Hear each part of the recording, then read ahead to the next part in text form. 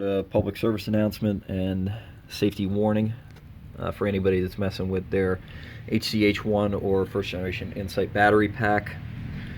Here's the end, and as you can see, these sticks are cooked.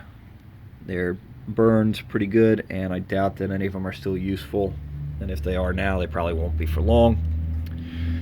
What happened was I was tightening this bolt and my socket and wrench slipped and contacted this rail here, and it took me 20 seconds to break that because, oh look, fire,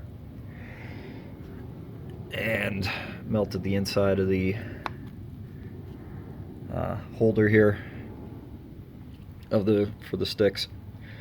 So yeah, please, whatever you're doing, make sure that you isolate your drill or ratchet set, wrap it in tape really good,